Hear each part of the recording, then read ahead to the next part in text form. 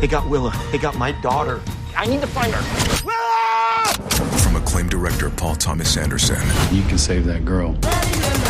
Today, experience what is being called the best movie of the year. This is the end of the line. Not for you. Leonardo DiCaprio, Sean Penn, Benicio del Toro, Tiana Taylor, Chase Infinity. Let's go! One battle after another. Now playing only in theaters. Experience it in IMAX. Rated R. Under 17 animated without parent. You can't hide. This episode is brought to you by Nespresso and Samra Origins by the Weekend Coffee Collection. Introducing Samra Origins. My collaboration with Nespresso is a connection to my roots, to my mother, Samra. Coffee that hits the right notes. It transports you. Crafted with unique notes and bold, soaring flavors. Experience a taste that moves you. Nespresso and Samra Origins. Discover more at Nespresso.com. This episode is brought to you by Indeed. When your computer breaks, you don't wait for it to magically start working again. You fix the problem. So why wait to hire the people your company desperately needs? Use Indeed's sponsored jobs to hire top talent fast. And even better, you only pay for results. There's no need to wait. Speed up your hiring with a $75 sponsored job credit at Indeed.com/podcast. Terms and conditions apply.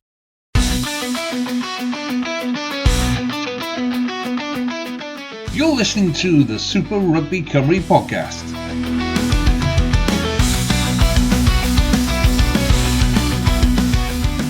Hello and welcome to the return of the SRC podcast. Joining me, Big M, as always, is Double R and his better half. I've forgotten the dog's name. I'm really sorry. This is Winnie, as in the poo. Oh, it's Winnie, little Winnie. And isn't she so much nicer to look at? Rob, how have you been, my friend? It's been a long time. It's been 115 days since the end of last season. How are we doing? Yeah, good. It's, like I said, it's one of those ones. The final always seems to be an age away when you start looking at it and counting down.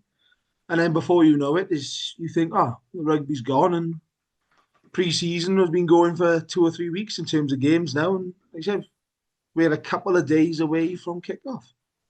Couple of days away from kickoff. So let's just kick right back in. We're just going to talk straight about the rugby. We will preview teams as we go over the weeks. We might even get a few chats with coaches in there for you. Bit of insight always helps. So we got to start with the first game coming up. Friday night. Friday night under the lights. It's a good way to start the season, especially on TV. So we've got reigning champions Newport against former champions Llandovery. It's not a bad one to start with, is it? No, I think this is sort of that big celebration as well of how the league should be. You've got the reigning league champs against the reigning cup champs, Llandovery in their more successful period, in their history, Newport back to winning ways. I think, was it their first league title in 13 years or something like that? Somewhere around there. So it's really a sort of a spectacle. It's on S4C, not Click. It is actually on S4C, which is fantastic. It's the Friday night, which always helps, I think, build a crowd, both in person and on the box. And yeah, like I said, this was the turning point last year, effectively, for Llandovery season. They go down to Spitty Park, win there, and that's when they went on the run after being, was it that they lost their first 4 games last year? Obviously lost the Shield as part of that, and struggled to get going. But this was the momentum start. This is interesting to see this as do Llandovery kickstarts, or do Newport how do they handle the sort of the pressure of being the defending inaugural champs? Yeah, well, it's always a fine one. Like you said, you mentioned Llandovery's poor start last season. Are we going to see something like that again? Who knows? And, pre-season is such a hard one to gauge for every team. Doesn't matter what division it is that you're talking about. I mean, Llandovery's last run out was a 40-minute game against the Scarlets. Yeah. And, they haven't played anywhere near their first team in any of these games. They had a a loss against Merthyr. They beat, Narberth and Llangennech in, two localish games for them. So you don't know what to expect. Not a great deal of movement over the summer down west. Probably the notable signing is probably Dan Gemin from Swansea. So that was probably one that people didn't originally expect, considering he was, tied up with the Ospreys. But that's a cracking move for the young man. Yeah, I think, as you said, it's always difficult to gauge pre-season because we've also seen most sides move away from a traditional 4-game pre-season. Years ago, you'd have 4 games, 4 weeks, bam, bam, bam, bam, straight into the season. Now, sides are electing either 2 games or 3 games, mostly 2, and there's at least, like I said, a 40-minute or 30-minute round robin in there. I think the only thing that Llandovery will be looking for this year is to build that sort of starting 15 that's a bit more regular. I think that they're going to lose a few to the Scarlets that we sort of did see feature or transition through, towards the end of last season. But yeah, I think it's one of those ones. I think Ross Evans is in good spirits with it. Right? I think he sees plenty of potential there. And I think what we saw last year is that sort of start of development of the Llandovery Surgar sort of college sort of people and sort of how they're coming through the Llandovery youth system is sort of how they build around that. So yeah, I think there's plenty of youngsters coming through there, and it'll be about how it gels. And I include Lee Reese in our youngsters because he's young at mind at 42. Oh, you've got to include Lee Reese in the youngsters. He's not going away for another decade or so, is he? Going back to the pre-season front, Newport are probably the more well-prepared of the two. Games against Roslyn Park and Dings Crusaders in there. They are more, they're not League One across the border, so that is closer to the standard we see in SRC. So I'd say they're probably a little bit more warm. I haven't scoured over the team sheets too much. If you're lucky enough for the clubs to produce them, they don't exactly give too much away during pre-season. They'll name a 15 or they'll name a squad of 40. Who knows what you're going to get? But it's safe to say we're going to be seeing two teams that are playing exceptionally similar to what we have seen over the past couple of years. Both all-core teams, two teams we pulled out last season as doesn't matter where they are, they're probably the top 2 teams in the league. And like you said, one having a cup trophy, another having a league title. It kind of plays into that. So, first game of the season, it is a big one. Where are we going with it? I got to be honest. I think Llandovery are not quite as settled as Newport. I think Newport have really, really signed well. I think that's going to be crucial. And I just see them better prepared. I know the Roslyn Park scores surprised a lot of people, and there was a few jibes on social media, but I think that there was a lot in that game for those who've seen any footage or know a little bit about it. That 3 tries came off quick turnovers. It wasn't like it was sustained pressure. I just feel that Newport have had that bit of a better run out, and that's sort of a bit more settled and are seeing a bit more of a semi-professional squad rather than transitioning the youngsters in.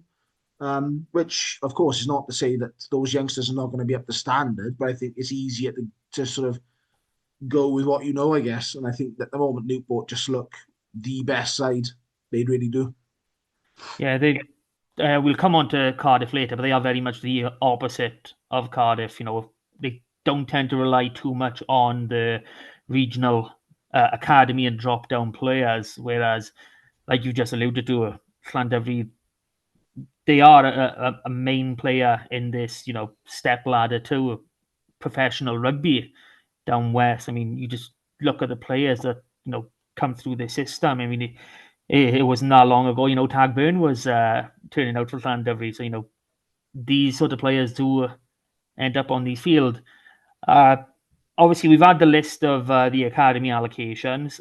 One good news for Llandovery is obviously Josh Morse is finally back fit. I believe he missed all of last season. The the young Lucid, is just a ridiculous scrummager. I know there's a good few names that we've seen through the under-18, some even in the under-20s, that are now coming through. Tian Sparrow is one we were hoping to see last season. He had a bit of, illness himself. I'm personally hoping to see this kid finally get a proper opportunity. Kai Jones is one we saw turn out for Wales under-18s, who just looks like he could be an absolute beast. So I'm excited for those boys. In terms of the actual game, I do think Newport are a bit more prepared in terms of the opposition they have had coming up. Obviously, season before last, Llandovery, what was it? They only lost 2 games in the entire year. So I want to say that dodgy start last year was a one-off. Yeah, I think it was. I think it largely contributed it to they lost a few key figures like your Jack Jones that they weren't expecting to lose, and then that happens late. But also the pitch. They spent 3 weeks on the road and then come back. And no disrespect, even the best quality players at this level are going to have to adapt and change, and they had basically next to no time practicing against what was going to be a good Ebervale squad. Lost that game and then just built from there. Once they had a bit of game time under it, they went on 13-game streak and just looked again back to their best. So I think that's going to change this year. So I'm about to ask you who is going to win the game, and that will kick off this year's prediction league. Obviously, Rob skewed the numbers last year and somehow managed to turn out on top. We're still trying to figure it out ourselves. Comfortably on top, please. Comfortably. It weren't even 10%. Not even 10%. You're more than 5, but it weren't 10. So where is this Friday night first game of the season going? Is the victory going to stay with the home team, or Drover's going to kick off another record-breaking season? No, I think for me it's Newport win. Wow, I was hoping for a bit more than just a Newport win, but okay. I think it's difficult to gauge. I think we're going to see. I think we're not going to see ridiculous amount of points. I think sides this stage of the season, whilst defensive structures may not be fully in place, I think sides will be a bit more throwing caution to the wind. This is one of those games you can't just throw it around against, whether you're Newport or Llandovery. The other side will hurt you for it if you make mistakes or you're sloppy or taking things for granted. So, yeah, I think it's going to be a very calculated game for me. Especially if we see the weather that we have been having. The wind gets into Spitty Park very, very easily. And all of a sudden, it's like you're playing in Llandovery. Oh, so it looks like a tactical battle is what Rob is predicting. Yeah, I agree 100% with you. I do think we are going to see a handful of mistakes. Both teams, they know how to play the game. But, I'd be remiss if I didn't go for a Llandovery win. So straight off the bat, it's a 1-1, and we don't have a tiebreaker because a certain bookie has decided, work is more important. All because me and Rob are a little bit late. It's only like an hour later starting. But poor John is like, I'm too tired. He's too old for this. I didn't say that, he did. So on to our weekend games. And not a bad one to start off. Bridgend against Carmarthen Quins.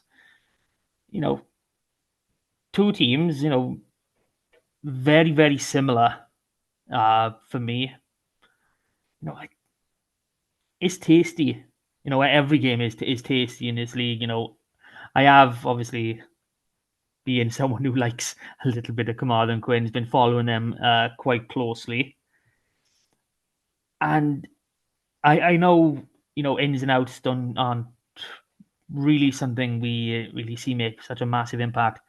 But, having two players that was playing professional rugby, their entire careers up until this summer, in Sean Evans and Steph Evans, Steph obviously Welsh international as well. That's just going to boost you in so many different ways, just having those sort of characters around the camp. Yeah, I think speaking to him at the launch, I think there was a big thing there was a young squad last year. They had a good allocation, a talented allocation, and a sizable one. I think, unfortunately for them, about Christmas, they lost both the half-back pairing.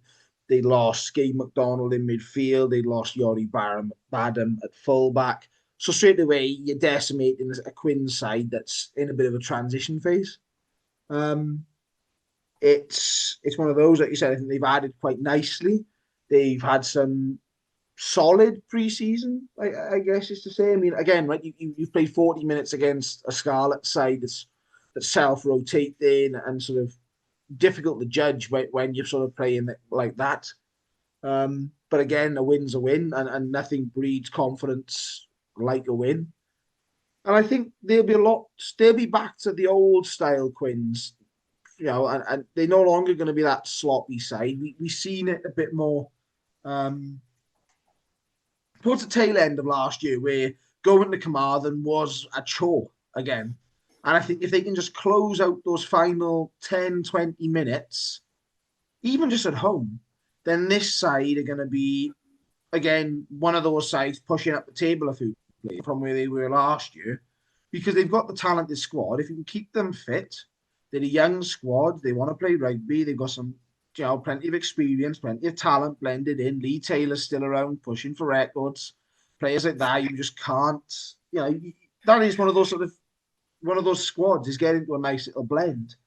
So yeah, like you said, I'm interested to see how Quins go this year, because they've fallen out of it a bit, I'll be honest, the past 10 years or so. They from a top 4 team in the old Premiership to effectively a bottom dweller, pretty much. Yeah. Well, for me personally, it is that allocation, and it is the younger players that are exciting me the most.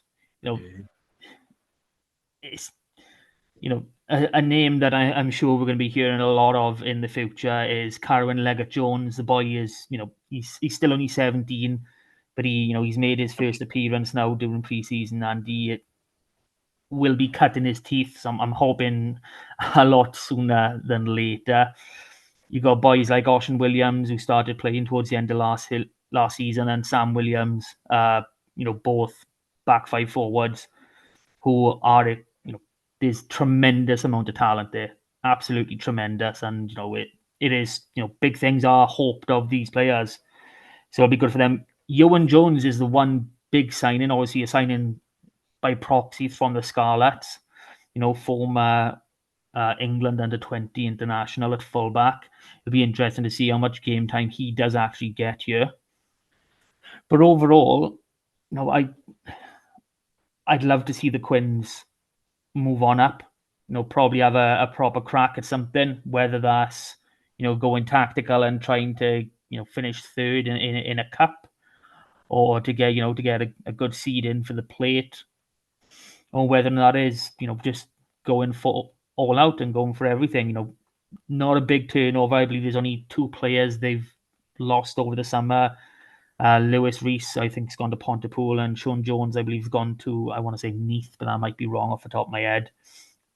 3 of their own youth boys who are, connected with the Scarlets Academy are coming in as well. So that's, good for their own development. Hopefully these boys will go on for bigger and better things, but if they do not, that means, there's more homegrown talent that, the Quins can rely on.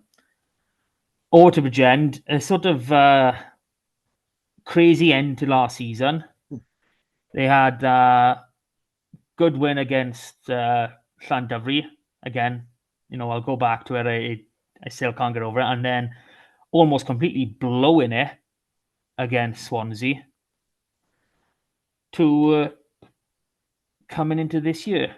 And their turnover, again, not massive, but slightly more than Quins, but they've brought in some, top quality players, Nathan Evans, Mark Thomas, Tyler Holden.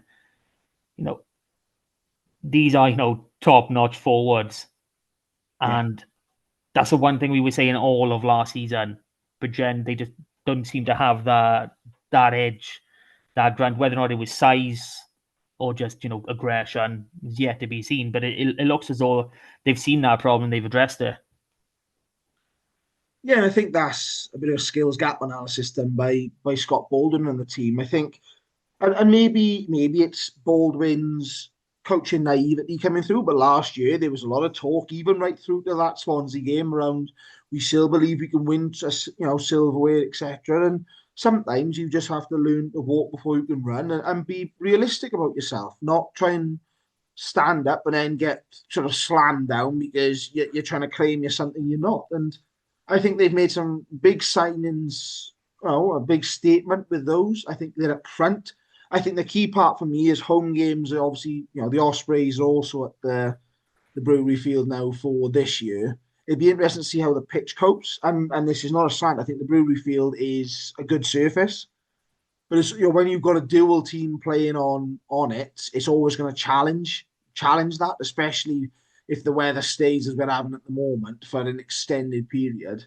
And I think that's where then all of a sudden these new signings come into play, because you are having that extra depth, the extra quality up front. Like you haven't got that big academy allocation. We just mentioned about Llandovery and Quinn's got 15 players. I know the Scarlet's allocation is listed, the wider, the under-18s, etc., as well as the senior sort of academy and the irregular academy dropping down. But Bridgend have got 3 players. So they haven't got that sort of that wealth of depth to be calling upon when times become a little bit tougher. But yeah, I'm expecting, again, a step up from Bridgend this season. I don't think that they have regressed off field. I think they're looking reasonably ready from what has been happening pre-season.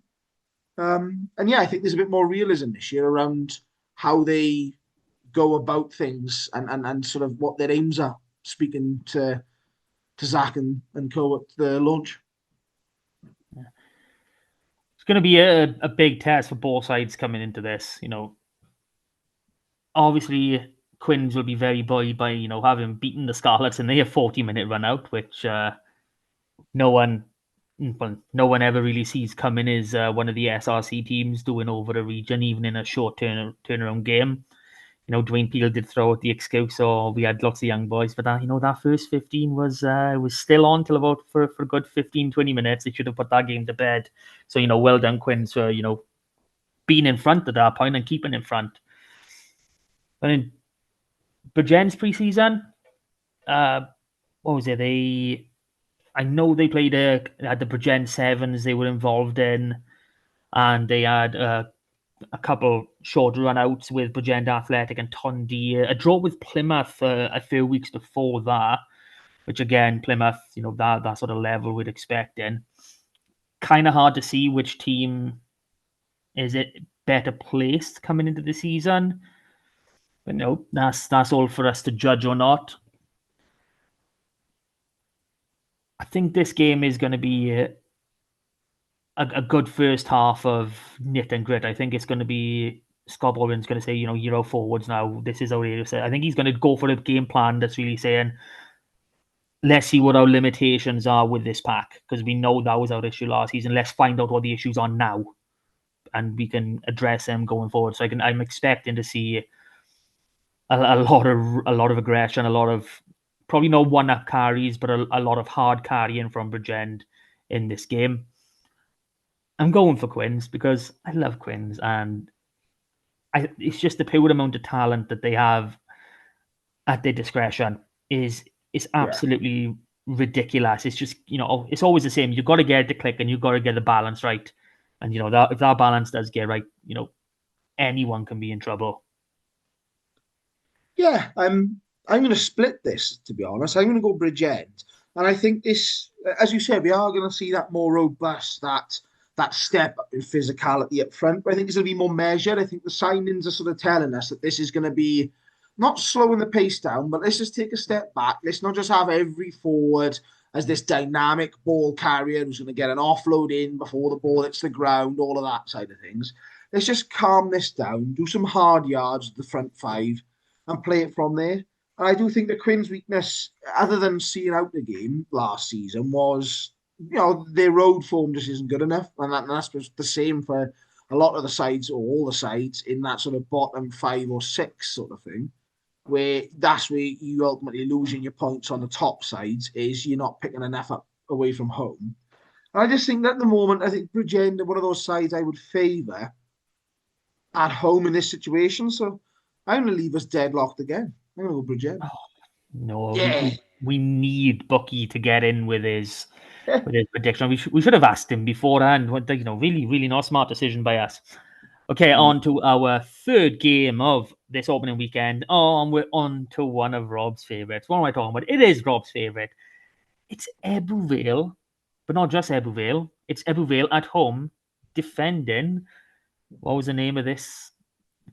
Challenger Shield. Challenger Shield, that's the one. Challenger Shield against the biggest silverware on offer, because you defend it more. You need to win more games to win this, and you do everything else bar the league.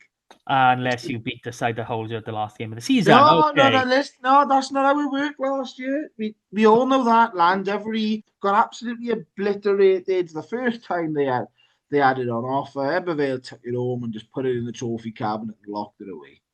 I know. And those Revs have never been any richer, have they?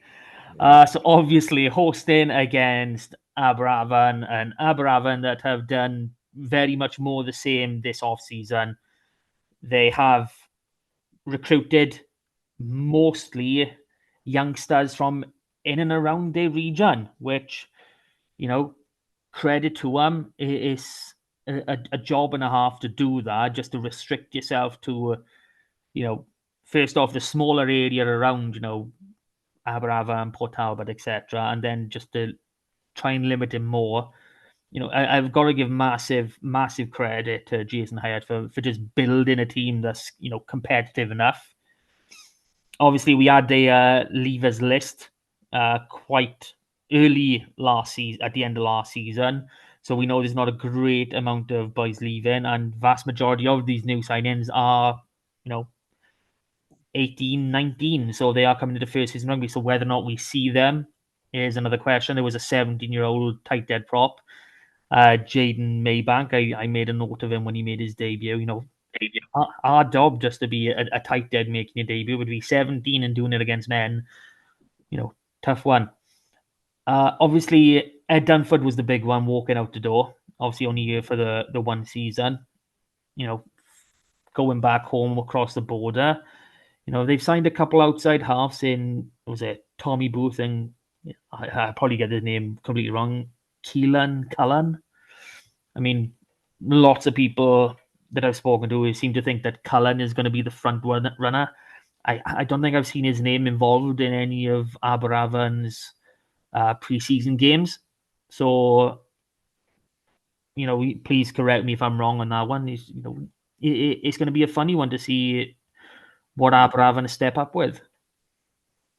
Yeah, I think Aberavon are probably the biggest unknown this year. I mean, we know a lot of who their squad is. They're very open and transparent about that in terms of who's left, who's coming in. Most are either stepping up a level or returning to not dropping down, but returning to a different area of the game, say from Bucks, etc. So it's difficult to gauge how somebody like that takes to semi-pro club rugby. But as you say, that fly half is an absolute bit of a nightmare for them, I'll be honest, because they couldn't settle last year. I thought Ed was solid enough. I thought he could have done with another season under his belt to really just start running the show completely. And this year, there's no experience in those positions as from who we basically have. Nobody that's proven at this level, and sometimes that can come back and hurt you. This is a really tough league, but equally, they've probably got a team at the moment who are a bit fearless. They said this, they are so young, they've either got no experience of losing and getting hammerings in the SRCs, that they're basically that youthful fearlessness within them, or they're fighting for that jersey because all the positions are so wide open. And as you say, it's admirable what Jason Hyatt and everybody down in Port Talbot have sort of built here around the locality and the age of the players they're bringing in. But yeah, I think this is going to be a big test because up front is where Aberavon are typically known. And they've lost a few key players. I mean, we mentioned the outgoings. Rowan Jenkins is one in the front row. And Andrew Waite at 8. Played a bit less last year, but was an absolute barnstormer the season before that. So those experienced, powerful, big figures are going to be crucial up front, especially in a game such as this, where you go into Ebervale, a side you know what's going to happen. You know, we'll talk a bit more about what their game plan's going to look like this season. But yeah, I think Aberavon are probably the most unknown for us. Yeah, you're probably right on that front. I do like the fact that they post almost anything and everything they possibly can, even having their own mini podcast called The Cauldron. You guys should check it out if you can, even if it is, you know, a bit few and far between over the years. We're on season 5 now and like episode 10, something like that. Personally, that wasn't the name I voted for. I voted for What's Up the Wizard's Sleeve, but there we go. Wow. Episode 1, and he's already pulling tricks. We're off the air. I haven't even got to talk about Ebervale, and we're off the air. So let's go for it. Let's talk about Ebervale.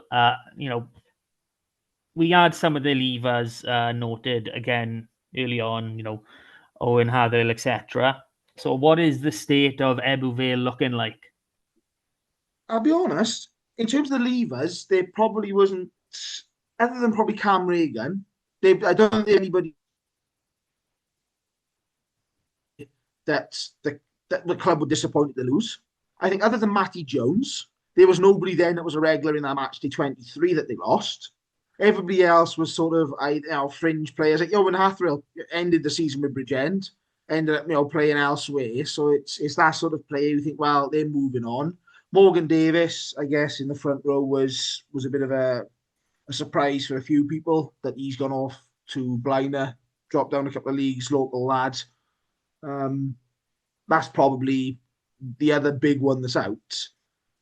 But then they've sort of signed relatively well. I mean, Morgan Rees has been announced today. Swansea fans would know him. He was there. He's been out with the Queensland Reds.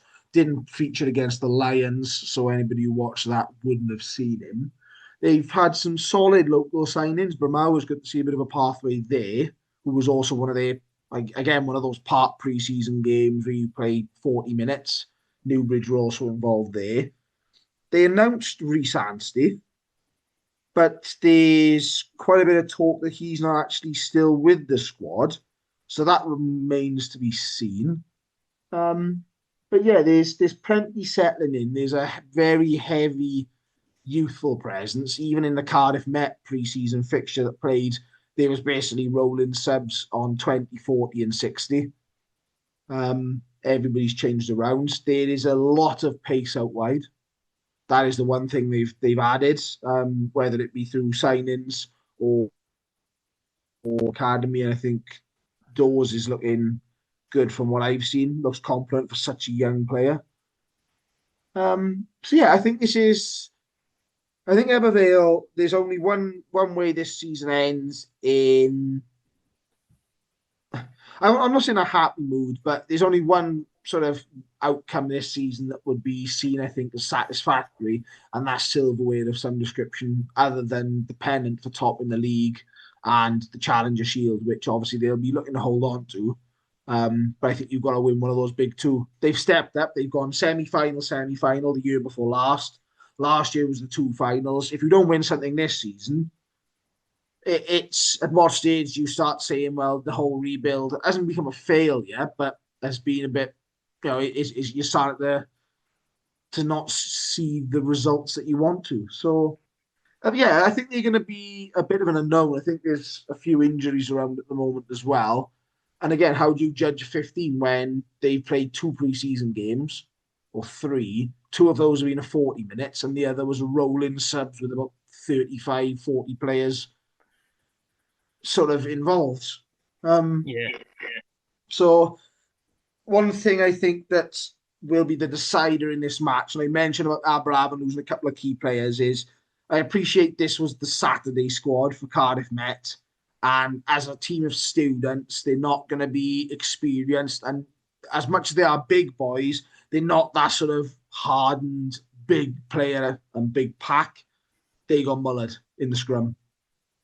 That was Ebervale started the game with 7 players under the age of 21 and Adam caught in the pack. And the first scrum, the ball had to come out because he'd gone back 10 yards.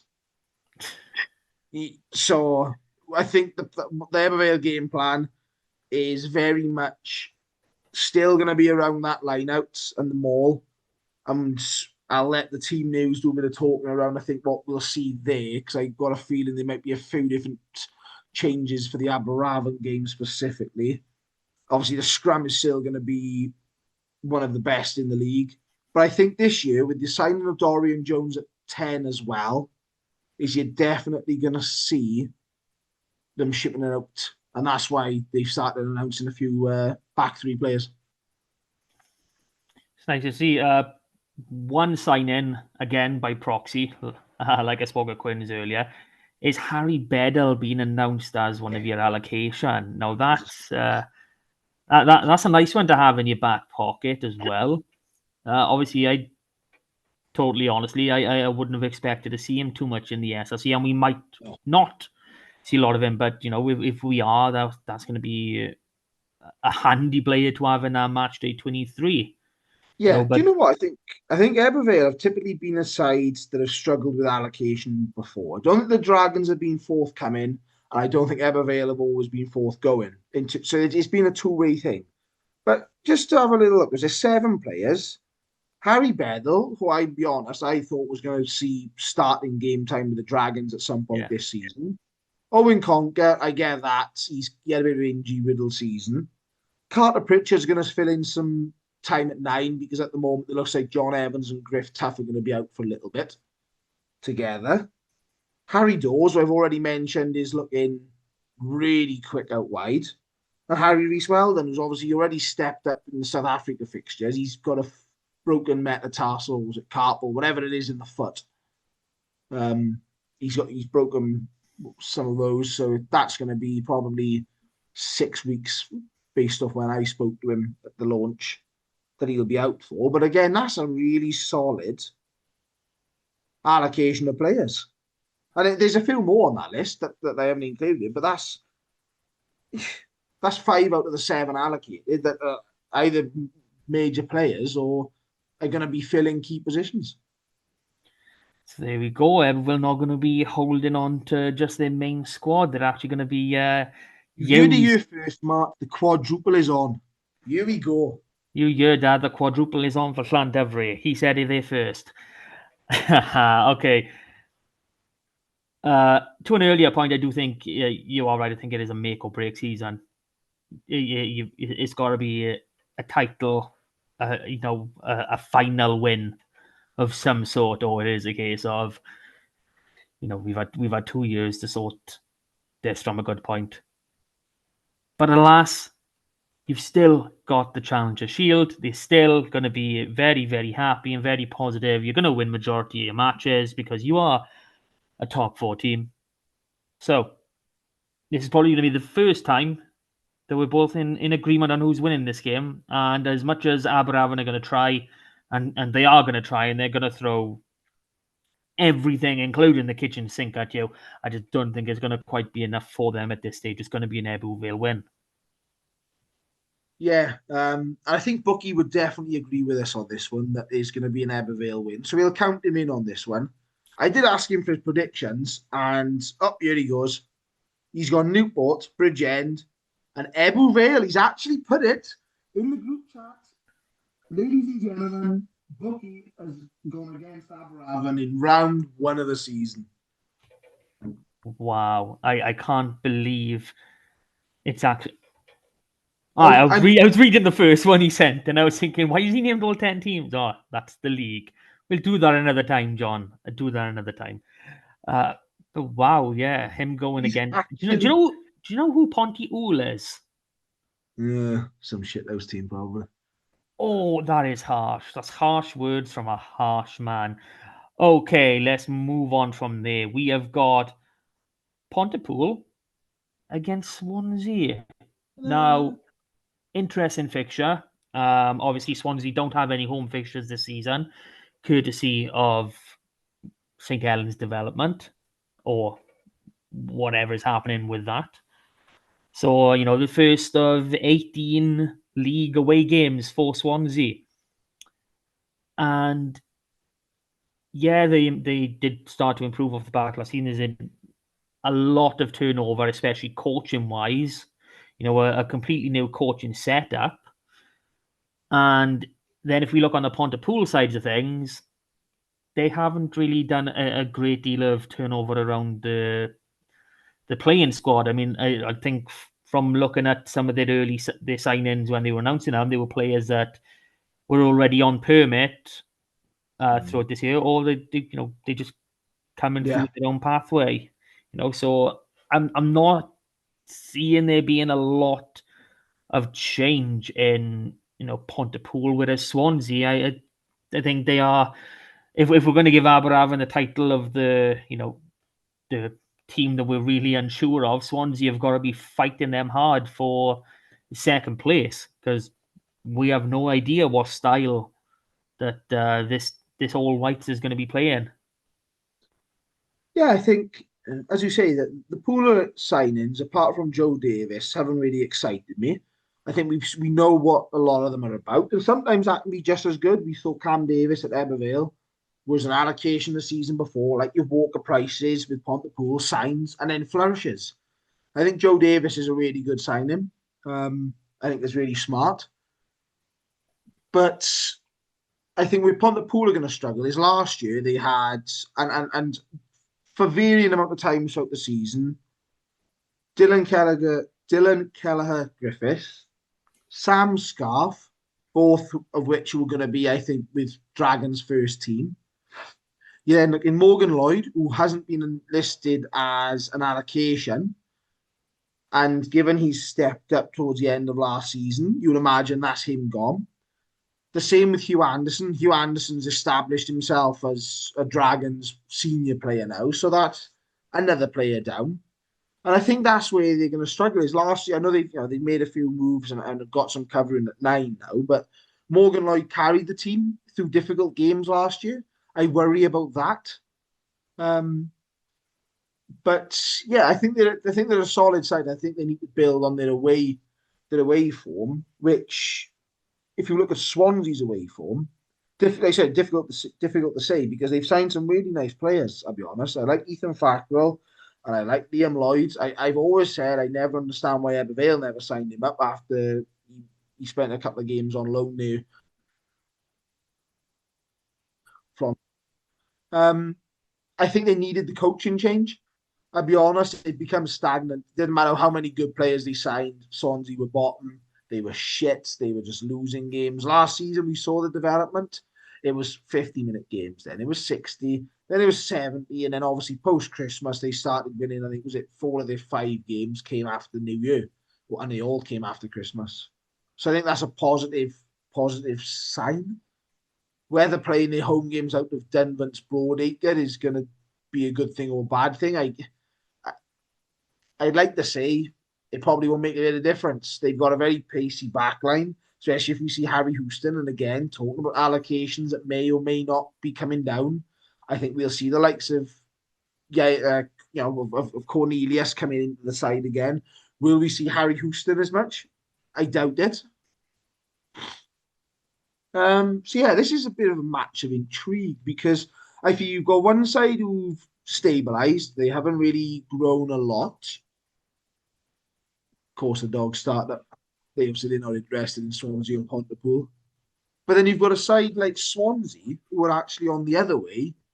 They've had a big change. Is this the start of their rebuild? And I know I feel like we've been saying that for God knows how many seasons now. But I think Jonathan Thomas could be the man to do it, not because of who he is or what he's done, but because they needed this clean slate. But I agree with John on this one. I still think Pontypool have got too much. The Swansea need to attack this like they attacked the cup game at Pontypool Park, and that'll give them a chance. Yeah, I'm going to be, a bit of a negative force against you and John by here, so I'm gonna go the other way. We don't like having too many 3-0s, and even if this does hit my future predictor score, I am gonna go for Swansea. And I'm looking at things, and even looking at Pontypool's allocation. Like, don't get me wrong, I don't know massively about the Dragons Academy. I know a little bit, not enough to really be confident. But there's, outside maybe Harry Ford, there's no one who really sparks me as though they're going to be a match winner. Whereas, if Swansea do get Harry Houston, he's more than capable. Again, Ian Cornelius, Kian Hire and Cam Jones, again, okay, they may be not match winners, but those boys will, they'll fight in that front row all day long. So probably more wishful thinking than not, but considering they're an unknown factor as well, I am going to go for Swansea on this one to make it a bit more fun. Make it a 2-1. Yes. Got to do it. Got to have a bit of fun while we're talking about this. So that brings us to the final game of round 1, SRC Mark II, RGC at home against Cardiff. Ooh, what are we thinking? I'll start with the hosts, and it's probably harsh, and maybe they'll prove me wrong, as they sort of did for us all last year, because we all predicted them to finish 10th in the table. But it sort of feels like they've taken a step back this off season. They've not really dealt with any. They've sort of expanded the way that they're coaching. So Josh Leach is still there, but he's now in charge of an academy with Alan Pritchard. They're the senior and sort of the other academies. You've got John Callards, I think it is, has come in as the interim, but at the moment it sounds like he's going to be staying there for a little bit. The job has been posted publicly, so they are actively looking. But then you also look at the players. They've lost a few, like your Fackrells coming down. They don't get an allocation as such. Obviously, the RGC Academy allocates itself to RGC. And I don't think they've got that same zip in the back line as maybe they did last year. I think, losing different players at different times. Samuel Jones going mid-season. And I think they're just not giving me that sort of bit of magic that I want from an RGC side. I think they played Coventry the other week, and you could see a bit of a difference. They played a bit of a changed side first half and got smashed. Out came the RGC SRC side, held his own. They lost the second half, but it wasn't a hammering by all means. But unfortunately, I just don't see them just doing much. I think the only thing that RGC ever have going for them is how good a sides at adapting for the change. As in, you've got a 4-hour fight. Cardiff will have a 5-hour bus journey, right? That sounds ridiculous and stuff like that, but it's all about the boys. Got to have time off from work. It's the long trip. And yes, RGC do it every week. That's why they're shit on the road. And it is how, that blends in to give RGC that bit of strength at home. We've seen it around Christmas. They pulled a couple of fixtures, knocked Ebervale off the perch. They beat Llandovery at the start of the season. Very good game against Bridgend, watched by 109,000 people. That was a seasonal high. So there's some good brand of rugby up there. But then you go to Cardiff and you go, okay, I think they've strengthened really nicely. They've got the full Cardiff Rugby Academy allocation. There's a lot of senior players being applied. And I think if Cardiff have their players, like your Tom Bowens, your Steph Manuel, your Elijah Evans or Ocean Darwin Lewis, those sort of players that they're given to them, but then they mix either with age grade rugby or the senior pro team take them away. It's a vastly different squad. I think they need a settled fly half this season. I think it took 5 weeks last year before they settled on same fly half for more than one game. And even then it moved around throughout the season.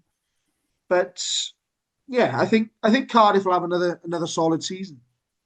I don't know if they're quite as where they were 2 years ago, but definitely in a strong position, especially if they get all their allocations in. They are one of the best sides, if not the best side in the league. Yeah, that is always the main question when it comes to Cardiff. How much of the allocation are they going to get? And when the regional season doesn't start till the end of September, but the club season obviously, it's starting 2 weeks beforehand. So pre-season is then, 3-4 weeks before that. We're talking that's a block for, some of these players. Yeah. If they're still on weeks off, when did they come in? How did they transition? I know we have seen a few names in some of the team sheets, which does give us an idea. But like you said, that battle at 10, they signed Josh Thomas, probably with the intent on him being their main number 10, and he didn't end up featuring all that much. Harry Wild was the one that ended up playing 10 most for them. And that's the thing. That's Cardiff for a pathway club. They really are. Josh moves on. Harry comes up. Harry's again another allocation this year, but it's one of those ones of the wider calendar influences Cardiff season massively.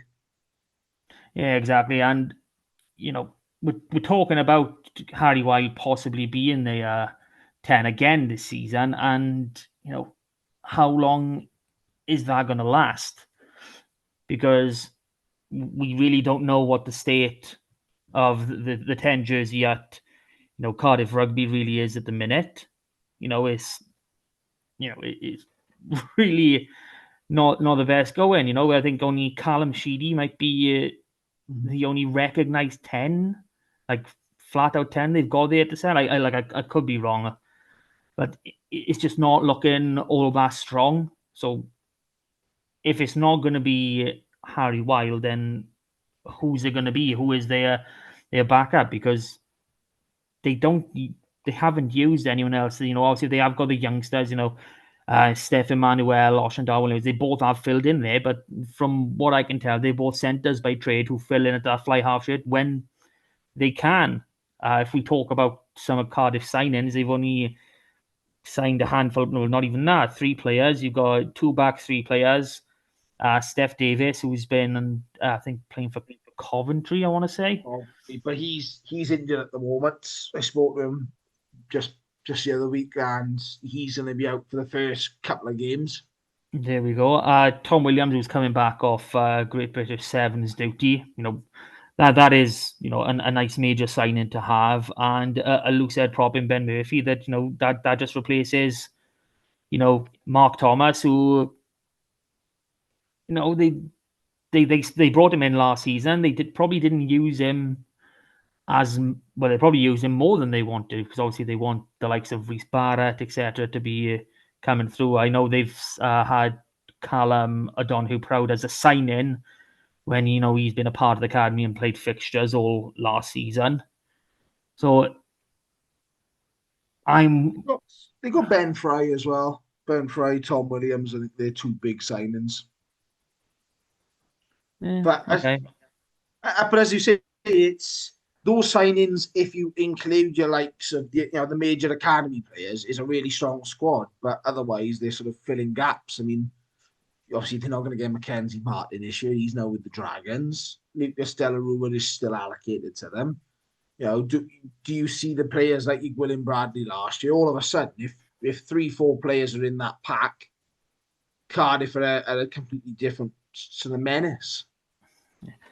And I'd like to know how they are working it, because they seem to transition extremely well when these boys drop down.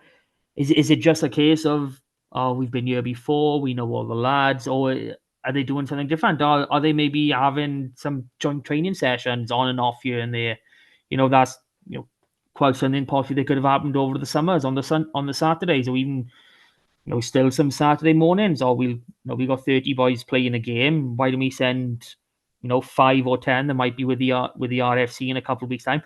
Just send them down there, have them in and around the boys, because that is something you can do when you've only got that one team working towards you. But back to the original point, I think we're both in agreement that RGC are very much up against it. Both these games last season were really close. I think it was 7 and 8 points, in Cardiff's favour in both games. So not massive amounts between them. Obviously both play on plastic pitches, both like to play on plastic pitches. But you are probably right in the fact of some of the players that RGC have lost, they're going to be pretty big losses for them. And obviously, Billy McBride can't do it forever. I know coming back last season, he was absolutely outstanding. But it's the same with Lee Reese down Llandovery. These are outstanding players, but it's always that fine line. When is the last season, and you don't know until that one game too far. So that's with that. Can I confirm where you're heading with this pick? You're picking RGC, yeah. I'm following Bucky John and going with Cardiff. Well, this, I believe, is the one and only 3-0 victory our prediction board will get. Ebbw Vale, Matt. No one Ebbw Vale, Matt. You forgot about that. Oh, did we? Okay, second one. I'm trying to make things special. Leave me be. Okay. We're not near the hour mark yet. We haven't really previewed the season because we're going to be doing it as we go. But let's play devil's advocate here. Ooh. Who is finishing top of the league? Now, don't worry about anywhere else. Who have you got penciled in as your team finishing top? I'll be honest, at the moment, I'm thinking Newport are the team that are going to be finishing top. I think they got the best squads. They've got a good run of fixtures. Yeah, fall's nice, and how their players all work. Pretty strong academy allocation. And yeah.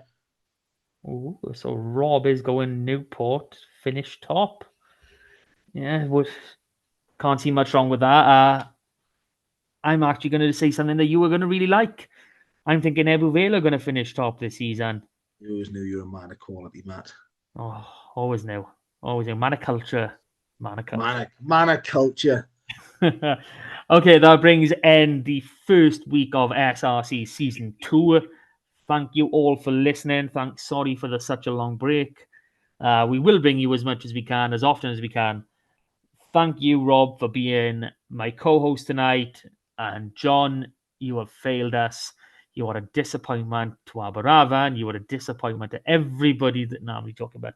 We love you and we want to get you back. So come on, put the kids to bed early and tell work you'll be in about half hour later.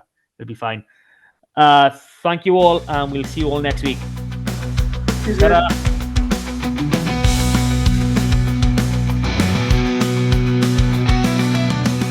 That was the Super Rugby Cymru podcast. Please rate, review and share us on socials if you can, and join us again next week for more of the same.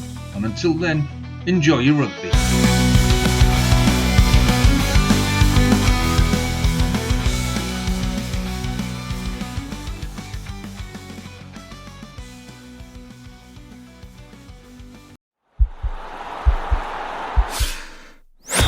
This podcast is part of the Sports Social Podcast Network.